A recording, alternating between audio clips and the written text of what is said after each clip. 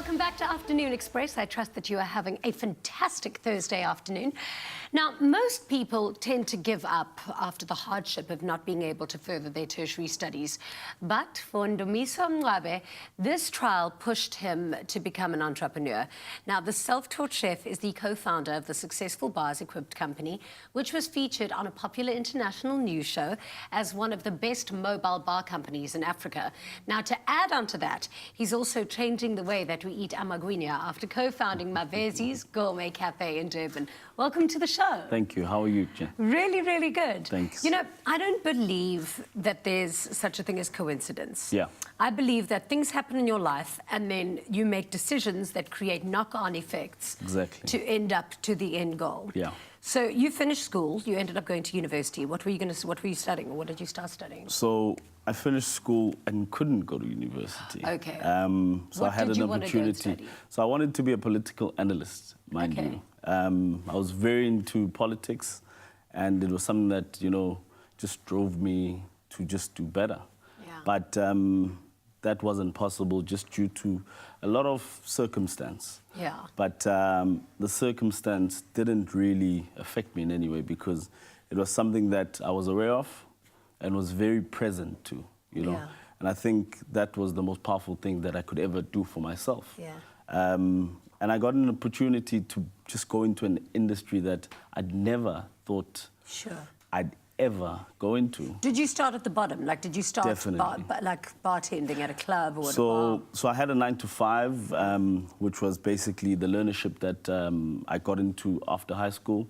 And then a mate of mine who now lives in London, Mike Kemp, just said, dude, let's go bartend over weekends, you know. We used to do it for a mobile bar company back then, and it was fun. It was extra money. So we weren't spending money over the weekend, we were making it. Exactly. And as barman, I fell in love with the trade, basically. Yeah. And that was obviously the birth. And then did you start your own? So working for a mobile bar company and then started your own? So we basically, I saw a gap in the market where they weren't really targeting. Yeah. And that was our black market members every weekend. You know, there's always umcimbi for us, and there's always lots of booze and lots of things to do. So it was definitely something that just that I could sell to people that, you know, were managing their own events and just take a bit of a headache away from them. Exactly. You know, and that's the birth of Bars Equipped. And then I think you did so well. Was that got the attention of CNN and they did a profile on you? Yes. So, I mean, that's the baby. That's the baby. CNN came through at a very awkward time because, yes, we'd done so well in the industry. Yeah. But for CNN to come through and say, hey, let's do a feature. Yeah. It was something beyond amazing. That's huge. That is huge. What did it do for your business? Oh, it took it to the next level, really. A few weeks just after the interview was aired, a call from Ghana came through. Yeah. I'm like, Ghana, what's going on here? You know, but I've built a beautiful relationship with the lady, Vanessa, who was having an event. We ended up even training staff at a hotel there. And that's basically just how much of an impact we've made. So you're international now. Definitely. Now, you didn't ever train as a cook or a chef. You taught yourself, but then went on to enter MasterChef. Hey, I mean that was something that for me took me by surprise. Yeah. You know, entering MasterChef wasn't a decision that I made. Mates of mine and Lungi, who was on the show this first season, was like, Ndu, you cook. We know you love to cook. Yeah. What do you have to lose? Yeah, it's obviously very good. Exactly. So, I mean, people enjoy my food. Yeah. I don't know what's in it. But, yeah, I mean, it's been a crazy journey where I've now even started a company which is now 4 years old, Siphenathi Foods. Amazing. And the private chef game is where I play. Yeah. And that is doing very well, extremely well. We're going to have to actually get you back on the show so that you can make us a gourmet magwyina. Let's do it. I can't wait. I really enjoy it, actually. Do you like magwyina? I love magwyina. You know what? I can't have it all the time because, like, well, for obvious reasons. I mean, you know... I don't want to look like a fat cook. that idea was actually it was a by the by, you know? Yeah.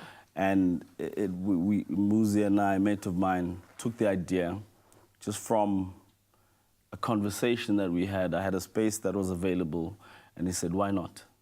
You know? And we needed to just touch that nostalgia in people to say, this was a staple, but let's see how it can change. What do you add to it to make it gourmet? Geez, we've got a lot of things. We've got obviously the area that we're in and the coffee shop. So it's cheesy Russians.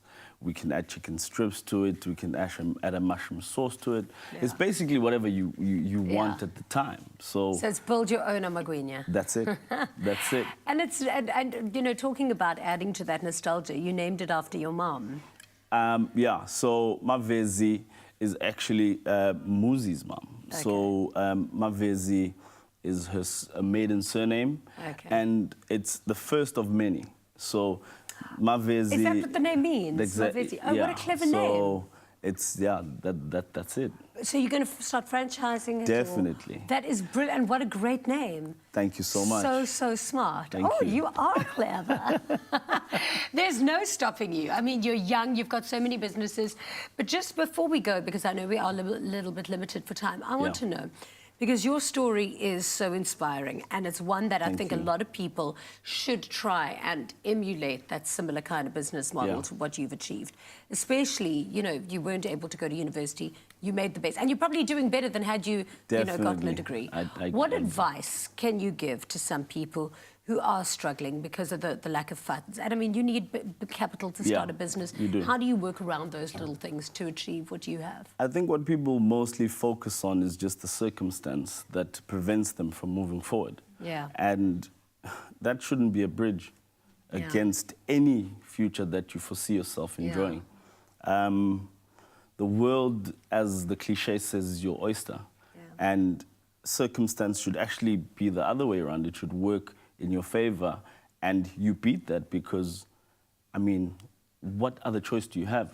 Yeah. You know, we've got legacies to live, or to leave behind and to live. Yeah. And if we don't start them now, I don't think any generation is ever going to follow anything. Yeah. So, and you have, and I mean, looking at your Instagram, your kids look up to you.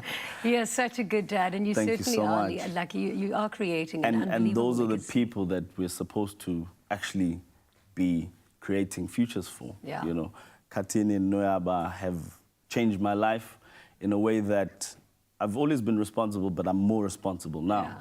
And the discipline is so much more. No, you are killing it. You are such an inspiration. Thank you so much for being on the show. Thank you so much. Can't wait to have you back to teach me how to make a gourmet magwyina. Let's do it. Let's do it. Thank you.